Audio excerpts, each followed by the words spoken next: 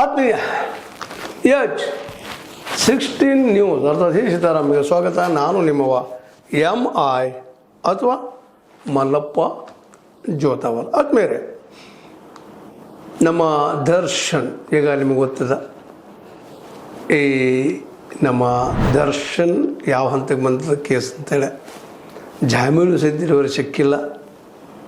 ಇವ್ರ ಜೊತೆಗೆ ಅನೇಕರು ಈಗ ಜೈಲಲ್ಲಿದ್ದಾರೆ. ಇವತ್ತು ಹೊಸ ಸಮಸ್ಯೆ ಉಟ್ಕೊಂಡದ, ಜಾಮೀನು ಸಿಗ್ಬೋದು. ನನಗೊಂದು ಸ್ವಲ್ಪ ಈ ಮಧ್ಯದಲ್ಲಿ ನಿಮಗೆ ಗೊತ್ತದ, ಒಂದಿಷ್ಟು ಸಾಕ್ಷಿಗಳ ಮನಪರಿವರ್ತನೆ ಮಾಡಿ ಬೆದರಿಸುವಂಥ ಕೆಲಸವನ್ನು ದರ್ಶನ್ ಬೆಂಬಲಿಗರು ಅಭಿಮಾನಿಗಳು ಮಾಡಿದ್ರು ಅನ್ನೋ ಕಾರಣಕ್ಕಾಗಿ ಕೋರ್ಟ್ ಸಿಟ್ಟಾಗಿತ್ತು ಅನ್ನೋದನ್ನು, ಮತ್ತು ಅದಕ್ಕೆ ಒಂದೇನಪ್ಪ ಅಂತಂದ್ರೆ ಇದು ಆಗಕೂಡದು ಅನ್ನುವಂಥದ್ದು, ಇದಕ್ಕೆ ಅವ್ರು ಯಾರು ಅನ್ನೋದನ್ನು ಏನಪ್ಪ ಅಂದ್ರೆ ಅವರನ್ನು ಕಂಟ್ರೋಲ್ ಮಾಡೋಂಥದ್ದು ಅವ್ರು ತಗೊಂಡಿತ್ತು ಅನ್ನೋದು ಕೆಲಸವನ್ನು ಮಾಡಿತ್ತು. ಆ ಸಂದರ್ಭದಲ್ಲಿ ಏನೋ ಹೇಗೋ ಇನ್ನೂ ಮ್ಯಾನೇಜ್ ಆಗಿಲ್ಲ ಅದು, ಆದರೂ ಸಹಿತ ಇನ್ನೊಂದು ಗಂಟೆ ಬೆಳಗ್ಗೆ ಬರ್ತಾ ಇದೆ. ಅದರಲ್ಲೂ ಮುಖ್ಯವಾಗಿ ದರ್ಶನ್ ವಿರುದ್ಧ ಮಾಪಿ ಸಾಕ್ಷಿ, ಮಾಪಿ ಅಂದ್ರೆ ಇನ್ವಾಲ್ವ್ ಇದ್ದಂಥವ್ರು, ಅದರಲ್ಲೂ ಮುಖ್ಯವಾಗಿ ಪ್ರದೂಷ್ ಅಂತೇಳಿ ಪ್ರದೂಷ್ ರಾವ್ ಅನ್ನುವಂಥ ವ್ಯಕ್ತಿ. ಈ ವ್ಯಕ್ತಿ ಏನಪ್ಪ ಅಂತಂದ್ರೆ ಇವ್ರ ಮೇಲೆ ಆರೋಪ ಇರುವಂಥದ್ದೇನು, ಸಾಕ್ಷಿನಾಶ ಪ್ರಕರಣ ಮುಚ್ಚಿ ಹಾಕೋ ಪ್ರಯತ್ನ ಮಾಡಿದ್ರು ಇವರು ಅನ್ನುವಂಥದ್ದು ಪ್ರದೂಷ್ ರಾವ್. ಮತ್ತು ಜೊತೆಗೆ ನಟ ದರ್ಶನದಿಂದ 30 ಲಕ್ಷ ಸ್ವೀಕರಿಸಿ ಬೇರೆ ವ್ಯಕ್ತಿಗಳನ್ನು ಶರಣಾಗಿರಲು ಪ್ರಯತ್ನಿಸಿದ್ರು, ಸಂಚು ಮಾಡಿದ್ರು ಅಂತೇಳಿ ಘಟನಾ ಸ್ಥಳ ಏನು ನಡೆದಿತ್ತಲ್ಲ ರೇಣುಕಾಸ್ವಾಮಿಯ ಕೊಲೆ ಸಂದರ್ಭ, ಆ ಸಂದರ್ಭದಲ್ಲಿ ಉಪಸ್ಥಿತಿದ್ದರು. ಪಟ್ಟಣಗಿರಿಯ ಶೆಡ್ನಲ್ಲಿ ರೇಣುಕಾಸ್ವಾಮಿ ಮೃತಪಟ್ಟ ಬಳಿಕ ದರ್ಶನಕ್ಕೆ ಮಾಹಿತಿ ನೀಡಿದ ಆರೋಪಿ. ಅದೇ ಕಾಲಕ್ಕೆ ಪಟ್ಟಣಗಿರಿ ಶೆಡ್ಡಿಗೆ ಪವಿತ್ರ ಗೌಡ ಅವರನ್ನು ಕರೆತಂದಿದ್ದ ಪ್ರದೂಷ್ ಅಂತ, ಇಷ್ಟೆಲ್ಲ ಇವನ್ನ ಆರೋಪಿದ್ದು. ಈ ವ್ಯಕ್ತಿ ಇವತ್ತು ಮುಖ್ಯ ಸಾಕ್ಷಿ. ಇವಿದ್ದಂಥ ವ್ಯಕ್ತಿ ಇವತ್ತು ಏನಾಗ್ತಾ ಇದ್ದಾರಪ್ಪ ಅಂದ್ರೆ, ಇಲ್ಲಿವರೆಗೆ ಇಲ್ಲ ಅಂತ ಹೇಳಿದ್ರೆ, ಇಲ್ಲ ನಾನು ಮಾಫಿ ಸಾಕ್ಷಿ ಆಗ್ತೀನಿ. ಇನ್ನ ಜೊತೆಗೆ ವಿನಯ್ ಎನ್ನುವಂಥವ್ರು ಇನ್ನೊಬ್ಬರು ಇವತ್ತು ನಾನು ಆಗ್ತೀನಿ ನಾನು ಬಿಡುಗಡೆ ಆದ್ರೆ ಸಾಕಪ್ಪ ಅನ್ನುವಂಥದ್ದು. ಯಾಕಂದ್ರೆ ನೋಡ್ರಿ, ಏನು ಕೆಟ್ಟ ಸಮಯ ಅಥವಾ ತಾನು ತಂದುಕೊಂಡಿದ್ದು ಸಮಯ ಗೊತ್ತಿಲ್ಲ. ಮನುಷ್ಯಗಳು ತಮಗೆ ಗೊತ್ತಿಲ್ಲದೆ ಕೆಲವು ತಪ್ಪುಗಳನ್ನು ಮಾಡಿಬಿಡ್ತಾ ಇರ್ತಾನೆ. ಯಾವ ಕಾರಣಕ್ಕೆ ಈಗ ನೋಡ್ರಿ, ಪವಿತ್ರ ಗೌಡರ ಮೇಲಿನ ಮೋಹ ಅದು ಮತ್ತೊಂದು ವಿಷಯ. ಇವತ್ತು ದರ್ಶನ್ ಅವರು ಯಾವ ಮಟ್ಟದಲ್ಲಿ ನಿಲ್ಲಿಸ್ತಪ್ಪ ಅಂದರೆ, ಎಂಥ ಒಂದು ಉನ್ನತ ಸ್ಥಿತಿಯಲ್ಲಿದ್ದರು. ಇಡೀ ರಾಜ್ಯ ತುಂಬ ಎಷ್ಟು ಅಭಿಮಾನಿಗಳು ಪ್ರೀತಿಯಿಂದ ಅವರು ನೋಡ್ತಾ ಇದ್ದರು. ದರ್ಶನ್ ನಮ್ಮ ಹೀರೋ, ಇವತ್ತಿಗೂ ಹೀರೋ ಅಂತ ಇದ್ದಾರೆ. ಅವರೆಲ್ಲರ ಕಣ್ಣಲ್ಲಿ ಇವತ್ತು ನೀರು ತೋರಿಸುವಂಥ ಘಟನೆ ದರ್ಶನ್ ಅವ್ರು ಮಾಡಿಬಿಟ್ರು ಅಂತ. ಆ ಹೆಣ್ಣಿನ ಮೋಹದಿಂದ, ಕೆಲವೊಮ್ಮೆ ಮಕ್ಕಳ ಮೋಹದಿಂದನೋ ಮತ್ತೆ ಮೋಹದಿಂದ ಭಾಳಷ್ಟು ದೊಡ್ಡ ದೊಡ್ಡ ತಪ್ಪುಗಳನ್ನು ಮನುಷ್ಯ ಮಾಡಿ ಹೋಗಿಬಿಡ್ತಿರ್ತಾನೆ. ಆ ತಪ್ಪುಗಳಿಂದ ಬಚಾವ್ ಆಗಬೇಕಾಗ್ತದೆ. ಉಳಿದಿರೋ ದಾರಿ ಏನು ಅನ್ನೋದನ್ನು ನಾವು ವಿಚಾರ ಮಾಡಿದಾಗ ಸಹಜವಾಗಿ ಈ ಎಲ್ಲನೂ ನೆನಪಿಸ್ಕೊಂಡಾಗ ದರ್ಶನ್ನಂಥ ತಪ್ಪುಗಳನ್ನ ಯಾರು ಮಾಡಬಾರ್ದಪ್ಪ ಅನ್ನುವಂಥ ಮಾತನ್ನು.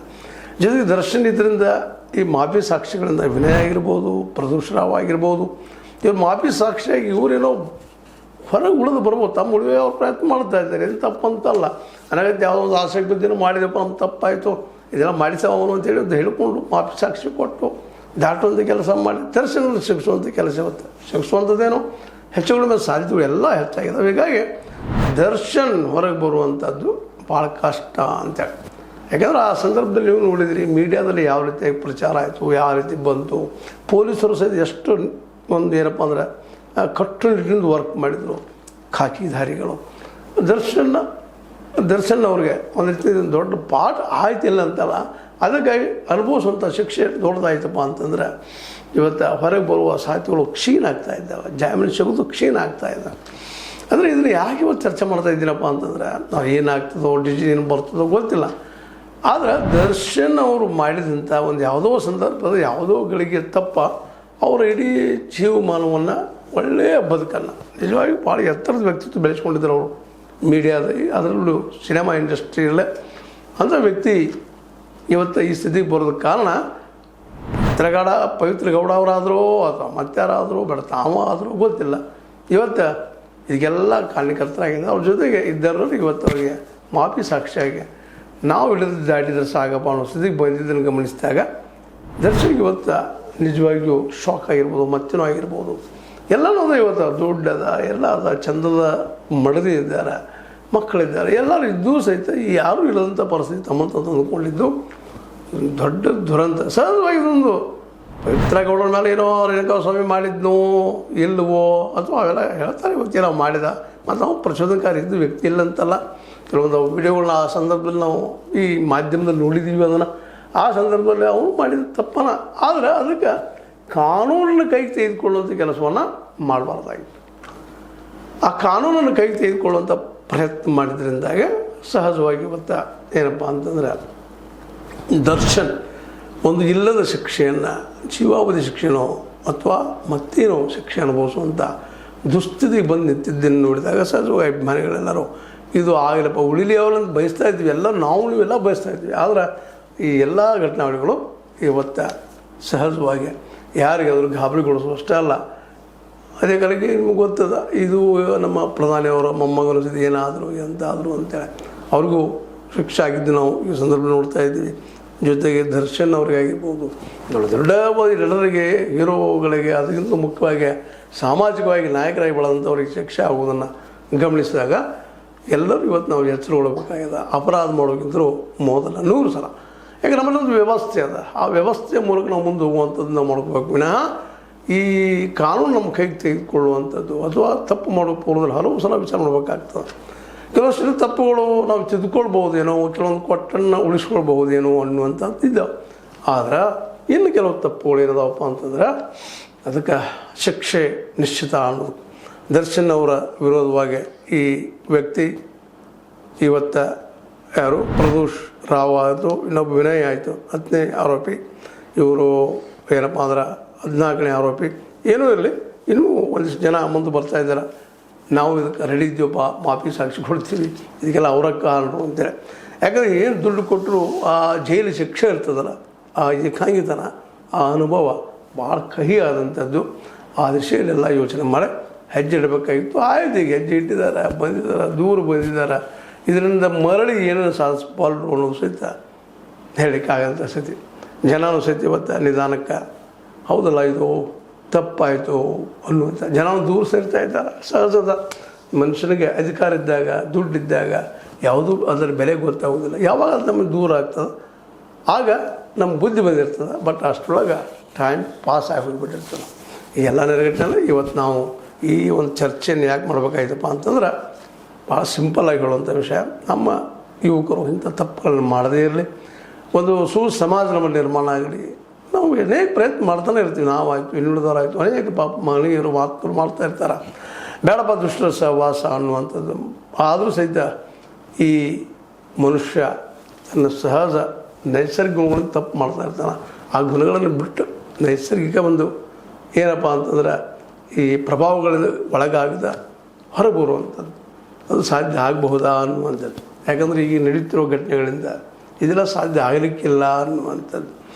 ಅಂದ್ರೆ ಒಟ್ಟಾರೆಯಾಗಿ ಎಲ್ಲ ವಿಷ ವರ್ತುಲ, ದರ್ಶನದ ಸುತ್ತಮುತ್ತಿರುವಂಥದ್ದು ವರ್ತುಲ. ಇವತ್ತು ಒಂದು ಕಾಲಿಗೆ ಇವರೆಲ್ಲ ಅವ್ರು ಬೇಕಾದಂಥವ್ರು. ಇವ್ರ ಜೊತೆಗೆ ಏನು ಜೈಲಲ್ಲಿದ್ದಾರೆ ಇವರೆಲ್ಲರೂ ದರ್ಶನ ಹೇಳಿದಂಗೆ ಕುಣಿಯುವಂಥವ್ರು, ಹೆಜ್ಜೆ ಇಡುವಂಥವ್ರು. ನೀವು ಏನು ಹೇಳ್ತೀರಿ ಹೇಳ್ರಿ, ನಮ್ಮ ಜೀವ ಕೂಡ ತಯಾರಿದ್ದೀವಿ ಅಂತ ಅನ್ನುವಂಥ ಮಾತನಾಡುವಂಥವ್ರು ಇರ್ಬೋದಿಲ್ಲ ಅಂತಲ್ಲ. ಯಾಕೆಂದ್ರೆ ಒಳ್ಳೇದಿದ್ದಾಗ ಅಥವಾ ಒಳ್ಳೆ ಗಾಳಿ ಬೀಸುವಾಗ, ಸಮಾಜ ನಮ್ಮನ್ನು ಹಾಡಿ ಹೋಳುವಾಗ ನಮಗೆಲ್ಲ ಅನ್ನಿಸ್ತಿರ್ತದೆ, ಹೌದಪ್ಪ ನಾವು ಏನೋ ಸಾಧಿಸ್ಬೋದು ಅಂತೇಳಿ. ಜೊತೆಗಾರರು ಸಹಿತ ನಮ್ಮನ್ನು ಬೆಂಬಲಿಸ್ತಾ ಇರ್ತಾರೆ.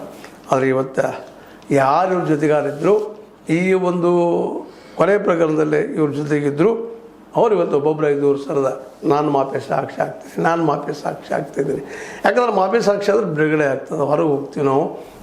ದರ್ಶನ ಮಾಡಿದ್ದು ಊಟ ಮಾಡಲಿ ಅನ್ನೋದು ಇರ್ಬೋದು, ತಪ್ಪು ಮಾಡಿದ್ದಾರೆ ಊಟ ಮಾಡಲಿ, ಉಪ್ಪು ತಿಂದರೆ ನೀರು ಕುಡಿಲಿ ಅನ್ನುವಂಥ ಈಗ ಅವರಲ್ಲೂ ಬಂದಿರ್ಬೋದು. ಏನೋ ಆಗಲಿ, ದರ್ಶನರ ದುರ್ದಿನಗಳು ಇನ್ನೂ ಹೆಚ್ಚಾಗ್ತಾ ಇದ್ದಾವೆನ ಕಡಿಮೆ ಆಗ್ತಾ ಇಲ್ಲ ಅನ್ನುವಂಥದ್ದು ಅವರ ಅಭಿಮಾನಿಗಳ ನೋವಿನ ಮಾತು.